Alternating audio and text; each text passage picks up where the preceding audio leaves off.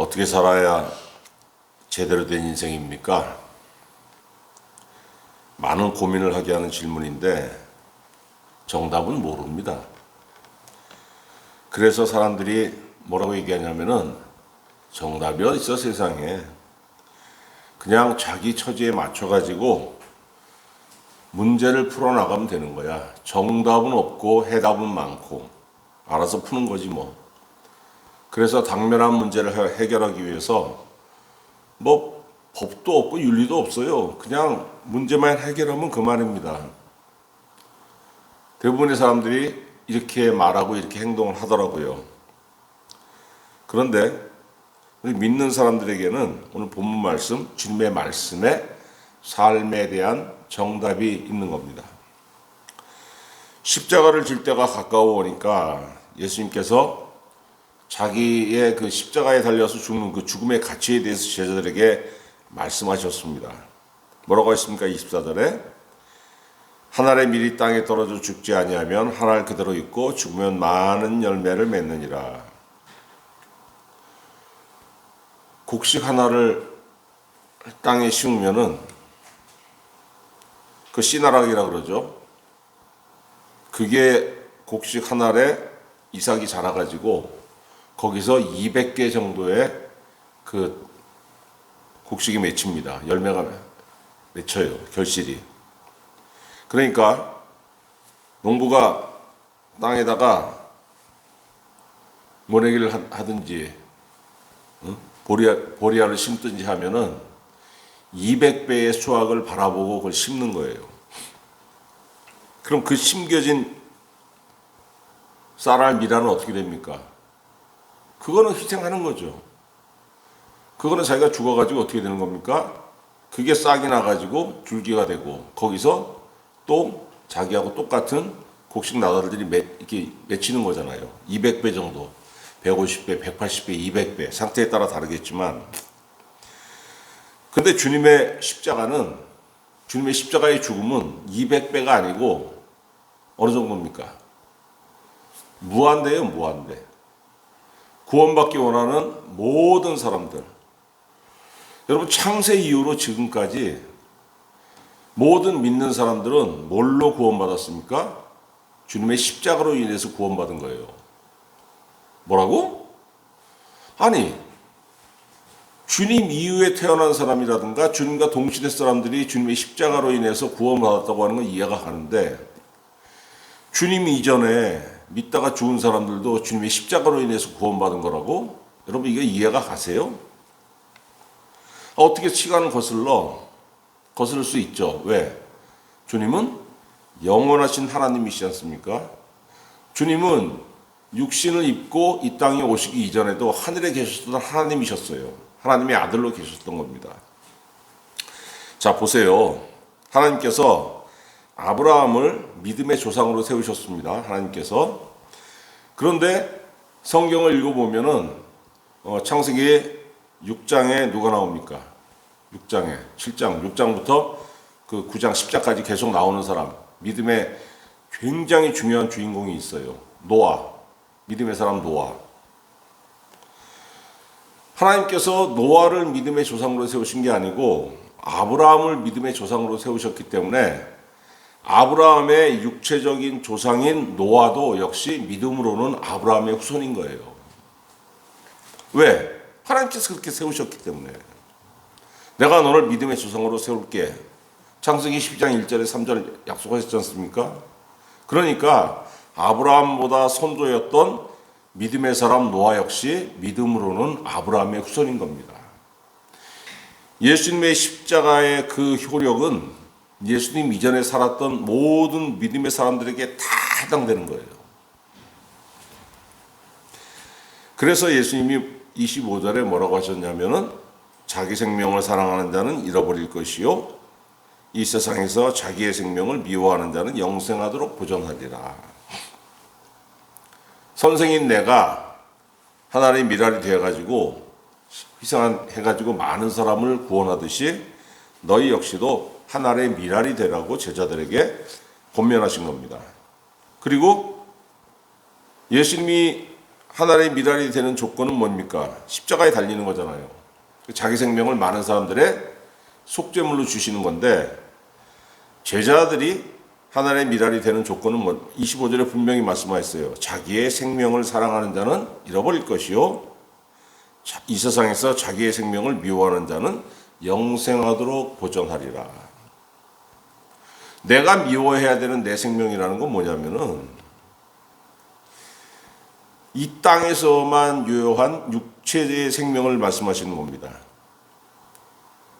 내가 이 땅에서 생명을 가지고 살고 있기 때문에 집착하잖아요. 막 그냥 더 벌려고 집착하고, 남하고 나누지 않으려고 집착하고, 부모 유산이 있으면 형제고 뭐고 그냥 다 필요 없고, 나만 더 가지려고 막 그냥 형제 간에 막 싸우고 막 그러지 않습니까?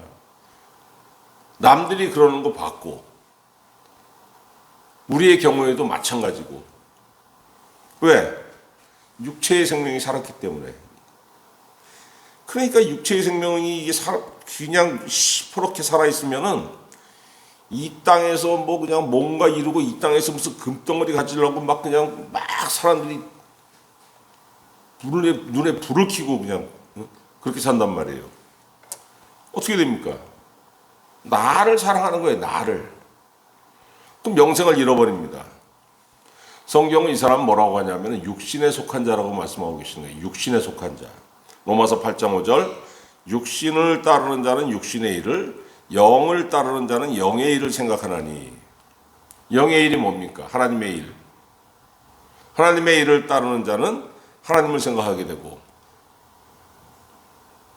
영을 따르는 자는 예수님을 생각하게 되고, 영을 따르는 자는 구원을 생각하게 되고, 육신의 생각은 사망이요, 영의 생명은 생명과 평안이니라.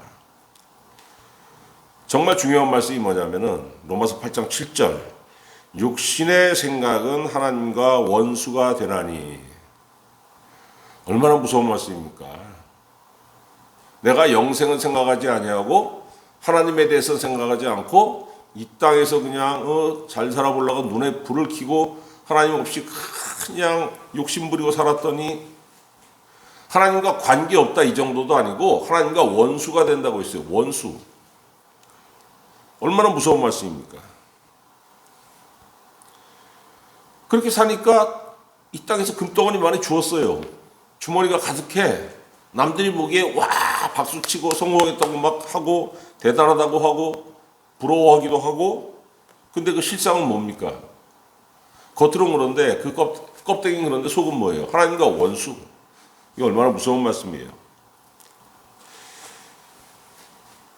예수님이 여기서 말씀하신 게 뭡니까? 25절에서 세상에서 뭐 더 가지려고 하나님 주시는 것으로 살지 그거 이외에 더 가지려고 막 악착같이 막 그러지 말라는 거예요. 그러면 하나님을 잊어버리게 되고 하나님의 손을 놓게 되고 하나님과 원수가 되고 그냥 관계없는 정도가 아니고 하나님과 원수가 된다는 겁니다. 자기 생명을 미워하라는 거, 땅에 대한 집착을 버리라는 겁니다. 예수님이 분명히 말씀하셨잖아요. 마태복음 6장 24절에 한 사람이 두 주인을 섬기지 못할 것이니 혹은 이를 미워하고 저를 사랑하거나 혹 이를 중히 여기고 저를 경히 여김이라. 너희가 하나님과 재물을 겸하여 섬기지 못하느니라. 그렇게 말씀하시고 16장 24절에서는 누구든지 나를 따라오려거든 자기를 부인하고 자기 십자가를 지고 나를 따를 것이니라. 하나님과 재물을 같이 섬길 수 없듯이 내 욕심과 주님을 따르는 것을 같이 할 수 없다는 거예요. 주님을 따르려면 네 안에 디글디글 끓는 그 정욕 포기해. 그게 그렇게 중하면은 주님 절대 못 따른다는 겁니다. 그런데 그래 주님 은혜 베풀어 주옵소서. 나는 못하니까 주님의 은혜로 내 마음을 도배를 하고 그러면 내가 죽어요. 절대 내가 나를 못 죽입니다. 주님의 은혜로 나를 도배해야 내가 죽는 거예요. 그리고 주님을 따랐더니 어떻게 됩니까? 예수님이 자기를 따르는 모든 사람을 무한정으로 구원하시는 열매를 거두셨듯이 우리도 하나님께서 우리에게 허락하신 열매를 거둘 수 있다는 거예요. 육체의 생명을 미워하라는 거 뭡니까? 세상의 정욕에 대해서 죽으라는 겁니다. 근데 이게 안 되죠. 나도 욕심이 있고 나도 갖고 싶은 게 있고 나도 그냥 원하는 게 있는 사람이 똑같은데 이거 어떻게 해요? 이거 안 되는 겁니다, 여러분. 그래도 하래요. 왜? 할 수 있으니까. 그 방법이 뭐냐면은 예수님과 합하라는 겁니다. 예수님과 어떻게 합해? 성경은 뭐라고 말씀하시냐면 로마서 6장 3절에 보니까 무릇 그리스도 예수와 합하여 세례를 받은 우리는 그의 죽으심과 합하여 세례를 받은 줄을 알지 못하느냐 이렇게 말씀하셨어요. 예수 믿고 세례 받는다는 건 뭐냐면은 예수님과 합한다는 겁니다. 우리 그렇게까지 생각 안 하지 않습니까? 우리 그냥 믿는 거지. 내가 좀 믿음이 절실해지길 원하는 거지. 그래서 내가 하나님의 말씀을 깨닫길 원하는 거지. 그래서 내가 조금 더 순종할 수 있길 바라는 거지. 근데 그것에 대해서 성경은 뭐라고 말씀하시냐면은 그게 바로 네가 그리스도와 예수 그리스도와 합하는 거야 이렇게 말씀하시는 거예요. 그러면서 로마서 6장 4절에 뭐라고 말씀하시냐면은 우리가 그의 죽으심과 합하여 세례를 받음으로 그와 함께 장사되었나니 너 예수를 진실하게 믿으면 믿을수록 너는 예수님과 합한 거야. 근데 예수님 어떻게 됐니? 십자가에 달려서 죽었잖아. 그럼 너도 그때 죽는 거야. 예수님 부활하셨잖아. 그럼 너도 부활하는 거야. 그러면 예수님이 죽었다 부활하는 건 이해가 가는데 내가 죽었다 부활한다는 건 뭡니까? 갈라디아 5장 24절에 거기에 대해서 정확하게 설명하고 계세요. 그리스도의 예수의 사람들은 육체와 함께 그 정욕과 탐심을 십자가에 못 박았느니라. 내가 예수를 믿고 진실로 믿었더니 예수님과 함께 나도 죽었는데 내가 죽는 건 뭐냐면은 내 안에 있는 세상 정욕.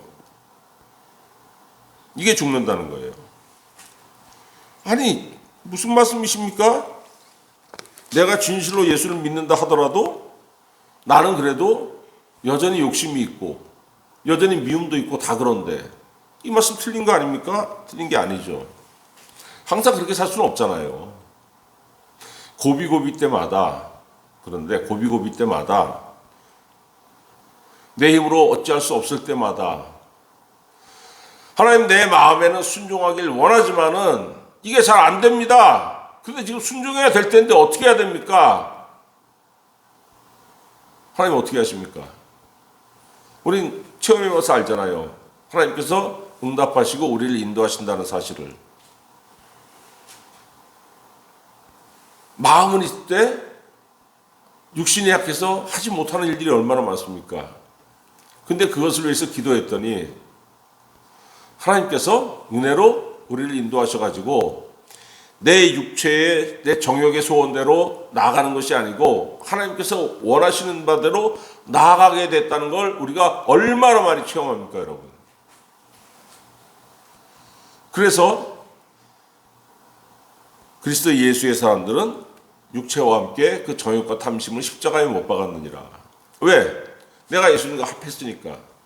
예수님 십자가에 달려서 죽었을 때 나 역시 죽었다. 뭐가? 내 안에 있는 육체의 생명이. 그래서 여러분 땅의 생명이 산 자, 자기 생명을 사랑하는 사람, 육체의 생명을 사랑하는 사람, 정과 욕심이 그대로 살아있는 사람은 예수님이 25절에 말씀하신 대로 하나님의 미랄이 될 수가 없는 거예요. 나를 위해서 남한테 너 희생해. 이럴 수는 있죠. 그런데 내가 너를 위해서 내가 희생할게. 이건 못하는 겁니다. 왜? 내 자아가 시퍼렇게 살아있으니까. 남을 잡아먹어서라도 내가 성공해야지. 세상이 그렇게 하라고 자꾸 하지 않습니까? 경쟁사회야 임마, 정신 차려. 남 뒤통수 쳐서라도 네가 밟고 올라가야지. 그런데 여러분, 땅의 욕, 생명, 정과 욕심, 이게 죽으면은 뭘로 삽니까? 하늘 생명으로 사는 거예요. 그 죽으면 그대로 끝납니까? 아닙니다. 그 죽음 부분에 뭐가 채워집니까? 하나님의 은혜가 채워집니다. 하나님은 하늘에서 나한테 무한정의 은혜를 부어주고 계시는데 내가 그걸 왜 못 받아요? 이 안에서 정과 욕심이 꽉 자리 잡고 있기 때문에. 근데 그것이 죽어서 나가면은 나가는 만큼 어떻게 돼요? 하늘의 은혜가 채워지는 거예요. 그럼 내가 땅의 것으로 사느냐, 하늘의 것으로 사느냐, 그게 결정되는 거잖아요. 이게 뭐냐면은 정과 욕심을 십자가에 못 박은 자의 삶, 25절에 말씀하신 대로 자기 생명을 미워하는 자. 뭐라고 했습니까? 25절에 이 세상에서 자기의 생명을 미워하는 자는 영생하도록 보존하리라. 하늘 생명이 그 사람에게 있다는 겁니다. 여러분, 따른다는 게 뭐예요? 따른다는 거. 26절에 말씀하시잖아요. 사람이 나를 섬기려면 나를 따르라. 따른다는 건 뭡니까, 여러분? 순종한다는 겁니다. 순종. 그럼 뭐예요? 순종은 내가 따르는 사람, 내가 따르는 신, 그 신의 뜻대로 가는 거예요. 그럼 뭡니까? 철저하게 자기 의견이 배제되는 거예요. 직장생활도 마찬가지 아닙니까? 직장생활 어떤 방향으로 나갑니까? 그 직장에서 주어지는 과제대로 나가는 거예요. 직장에서 A라는 과제를 하라고 하는데 내가 그냥 A 마음에 안 들어, 나는 C로 할래, 난 D로 할래, 이게 허용이 안 되잖아요. 그럼 주님을, 나 주님 믿어, 난 주님을 섬길 거야, 순종한다는 건데 여기 내 의견이 배제되는 겁니다. 순종하지 않으면서 예수님을 따른다는 것은 거짓말이에요. 그런데 많은 사람들이 예수님을 따른다고 하지만 실상은 따르지 않습니다. 왜? 명예로운 일에는, 이익이 되는 일에는 어떻게 합니까? 주님을 내 뒤에 세워요. 내가 나서. 이건 목사들도 마찬가지예요. 우리 믿는 사람들이 여러분 이거 정말 조심해야 되는 게, 이익이 되는 일, 명예로운 일에는 주님을 뒤로 제쳐두고 내가 앞으로 나가요. 근데 고난이 오면 어떻게 합니까? 주님 뒤에 서려고 그래요. 손해보는 일에는 주님 나를 막아주시옵소서. 이익이 되는 일에는 아이고 주님 내 뒤에 서세요. 뭡니까? 예수님을 이용해서 내 자신을 드러내려는 거잖아요. 이걸 자기의라고 합니다. 자기의. 여러분, 좋건 나쁘건, 좋은 상황이건 악한 상황이건 간에 우리의 자리는 어디냐면은 무조건 주님 뒷자리예요. 주님 뒷자리. 우리는 주님 등을 보고 서 있으면 되는 거예요. 주님이 내 등을 보면 안 되는 겁니다. 내가 딱 섰더니 내 자리에 하고 섰더니 주님 등이 보여야 되는 거예요. 왜? 주님 가시면 그대로 가는 거니까. 그런데 예수님 말씀하시는 이 제자들도 그렇게 못 살았죠.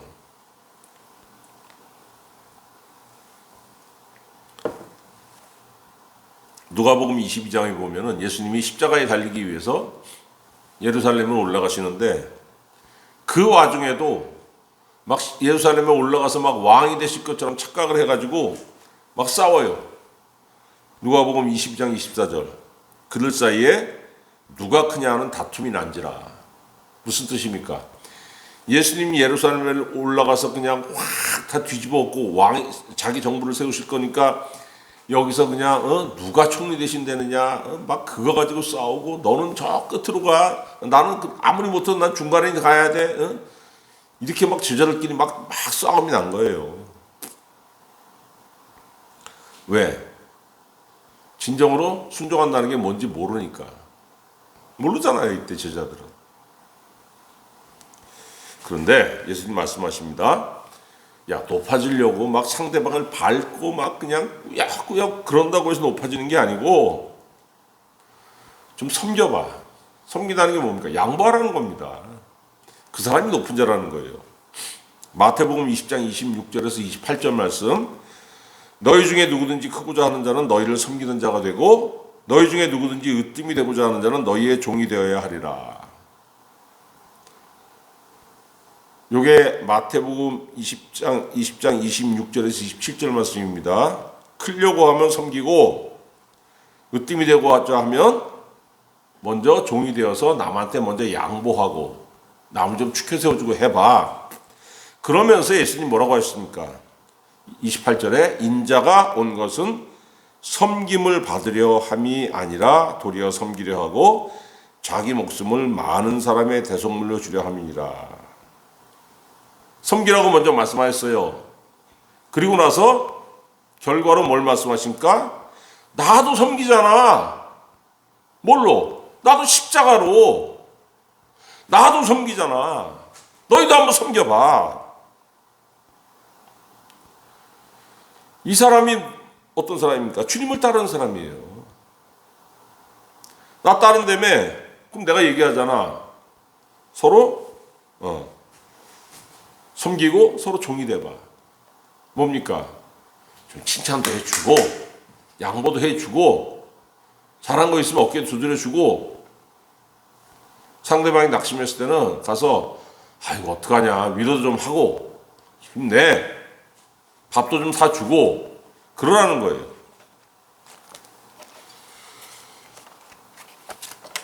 여러분, 나는 겸손하지 않아요. 나는 되게 잘난 척하는 인간입니다. 그럼에도 불구하고 남이 잘난 척하는 꼴을 못 봐요. 나는 겸손하지 않음에도 불구하고 누가 겸손하지 않으면 그걸 대놓고 쌍욕을 해버립니다.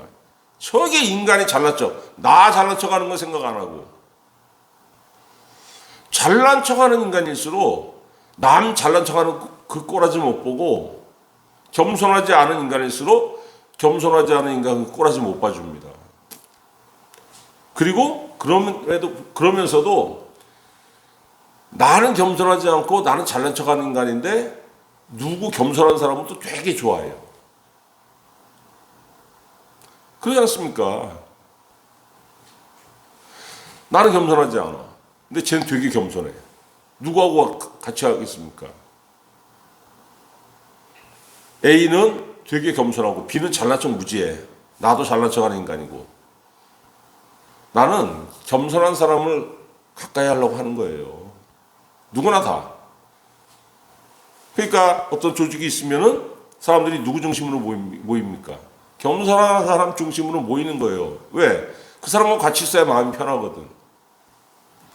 그래서 예수님 말씀하시는 거 아닙니까? 섬기는 자가 큰 자다. 누가 섬겨요? 겸손한 사람이 섬기고 은혜 받은 사람이 섬기고 주님께 순종하는 사람이 섬기고. 그럼 뭐라고 하십니까? 너 섬기고 너 종이 되고. 근데 그 사람이 큰 자다. 왜? 너 그러면은 사람들이 널 좋아해서 너 주위로 모일 거야. 그래서 큰 자입니다, 여러분. 우리 이거 다 원리 알죠?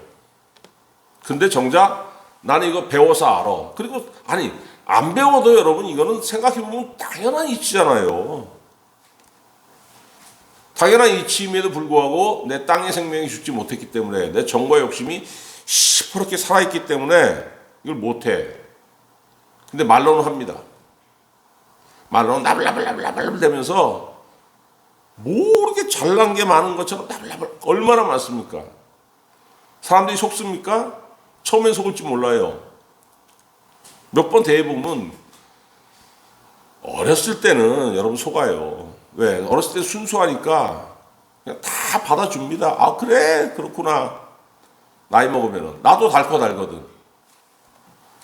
그러면 저 인간 어떤 인간인지 보면 아는 거예요. 그러니까 말로만 나불나불 거리는 사람 딱 보면 뭘로 보입니까? 어리석은 인간으로. 아니, 사람 보기에도 어리석은데 하나님 보시기에 어떻겠어요? 말을 말든가. 야고보서 1장 26절 누구든지 스스로 경건하다 생각하며 자기 어를 재갈 물리지 아니하고 자기 마음을 속이면 이 사람의 경건은 헛것이라. 외식하는 자라고 말씀하시는 거 아닙니까? 잠언 10장 19절 말이 많으면 허물을 면하기 어려우나 그 입술을 제어하는 자는 지혜가 있느니라. 여러분, 하나님의 미랄로 희생하는 것은 내 의지로 할 수 있는 게 아닙니다. 하고 싶죠? 여기 근데 정과 욕심이 시퍼렇게 살아있는데 어떻게 합니까? 제자들이 예수님께서 너희가 나를 배신할 거라고 십자가 달리기 위해서 겟세마네에서 잡히는 현장에서 다 나를 버리고 도망갈 거라고 예수님 말씀하셨어요. 그랬더니 제자들이 뭐라고 합니까? 베드로가 이르되 내가 주와 함께 죽을지언정 주를 부인하지 않겠나이다 하고 모든 제자도 그와 같이 말하니라. 마태복음 26장 35절. 결과는요. 베드로는 주님을 3번 부인했어요. 베드로가 여기서 얼마나 낙심했습니까? 닭이 울기 전에 네가 나를 3번 부인하리라 말씀하셨잖아요. 그 말씀대로 베드로가 주님을 3번 부인하고 닭이 울었어요. 베드로가 관저 밖에 나가서 펑펑 울지 않습니까? 얼마나 낙심했겠습니까? 그런데 갈릴리 호숫가에서 주님이 베드로를 만났습니다. 그때 예수님이 베드로에게 뭐라고 말씀하시냐면 요한복음 21장 18절 네가 젊어서는 스스로 띠뛰고 원하는 곳으로 다녔거니와 늙어서는 네 팔을 벌리리니 남이 내게 띠띠우고 원하지 아니하는 곳으로 데려가리라. 이 말씀을 하심은 베드로가 어떠한 죽음으로 하나님께 영광을 돌릴 것을 가리키심이로라. 너 내가 잡히던 그날 밤에 너 나를 위해서 죽겠다고 호언장담했잖아. 근데 결과 어떻게 됐어?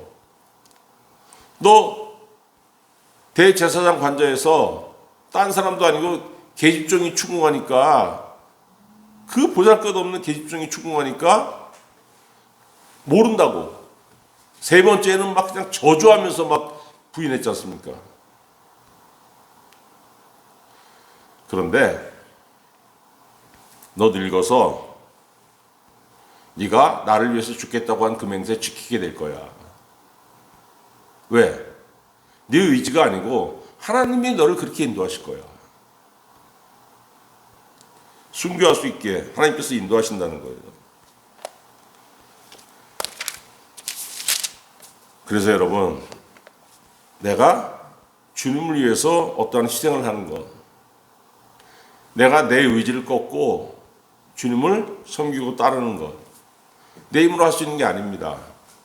성령님이 나와 함께 하셔야 되는 거예요. 그래서 예수님이 부활하신 후에 제자들에게 뭐라고 했습니까? 성령 받으라. 요한복음 20장 22절 성령 받으라 말씀하시고, 사도행전 1장 8절 하늘에 오르시는 그 순간에도 오직 성령이 너희에게 임하시면 너희가 권능을 받고 예루살렘과 온 유대와 사마리아와 땅끝까지 이르러 내 증인이 되리라, 이렇게 말씀하셨지 않습니까? 성령의 인도를 받는 사람이 주님을 따르는 삶을 살 수 있는 거예요. 성령 없이는 안 됩니다. 왜? 여기 시퍼렇게 살아있잖아요, 내 자아가. 섬기는 자가 큰 자라는 거 누가 모릅니까? 이건 성령이 아니고서도 여러분 머릿속부터 다 배워요. 그러면은 못합니다. 아이, 옳은 공자 말씀이지. 그거 뭐 세상 그렇게 살면 그거 못 살아. 그거 바보들이나 사는 거지. 그 손해보고 어떻게 살아? 그 손해보기 때문에 못하는 거예요. 여러분, 근데 희생하는 게 손해입니까? 세상 관점에서 이게 손해일 수 있어요. 그런데 하나님 보시기엔 그렇지 않다는 겁니다. 그리스도를 위해서 희생해봐. 옛날처럼 무슨 순교하는 게 아니지 않습니까? 너 자신의 의지를 꺾고, 못 꺾지? 성령의 역사로서 꺾어봐. 어떤 유익이 있겠냐? 하나님의 인도하심이 있습니다. 시편 37편 23절, 여호와께서 사람의 걸음을 정하시고 그의 길을 기뻐하시느니라.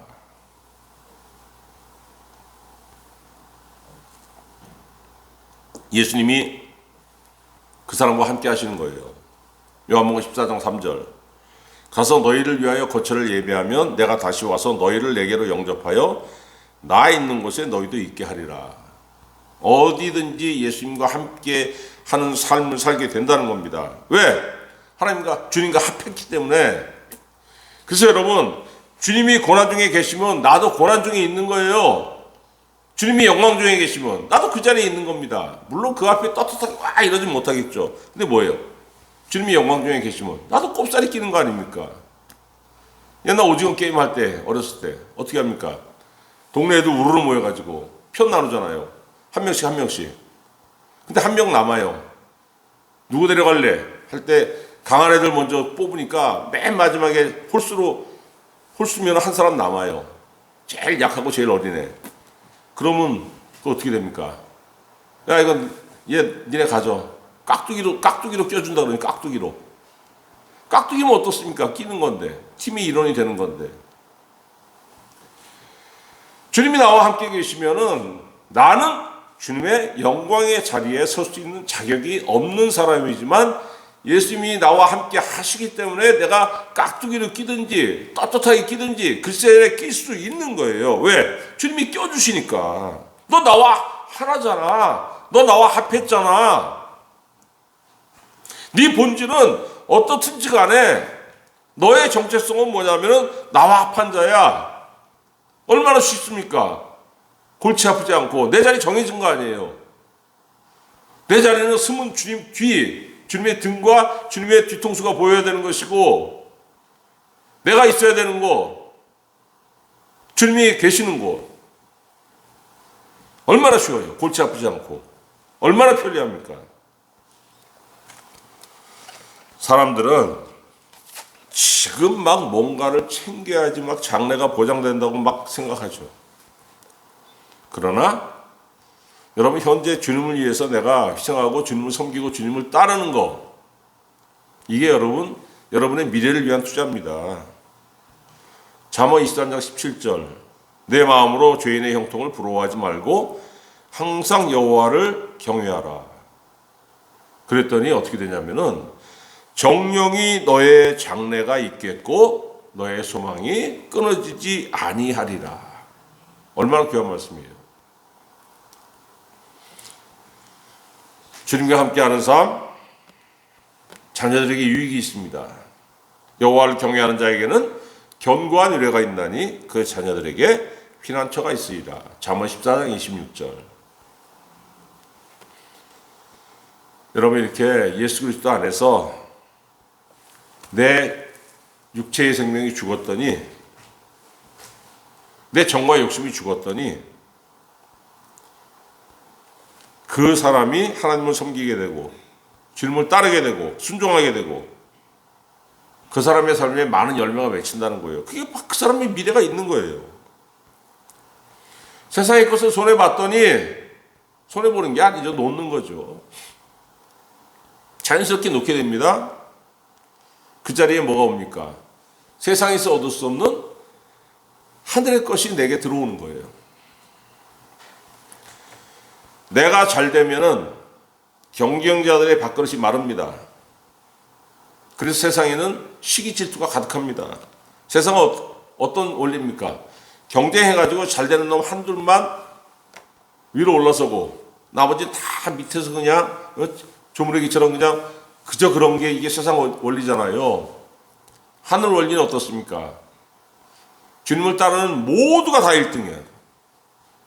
주님, 거기는 1등 꼴등이 없어요. 따르는 사람 모두가 다 1등이 되는 그 세상입니다. 그 나라예요, 거기는. 포도원 일꾼에 비유해서 아침에 들어가서 하루에 9시간 꼬박 일하는 사람이나 점심에 들어가서 6시간 일하는 사람이나 파장에 들어가서 1시간 일하는 사람이나 주인이 어떻게 했습니까? 똑같은 임금을 줬잖아요. 똑같은 임금. 한 데나리온씩. 왜? 믿음으로 은혜 받은 사람들, 믿음으로 구원받은 사람들.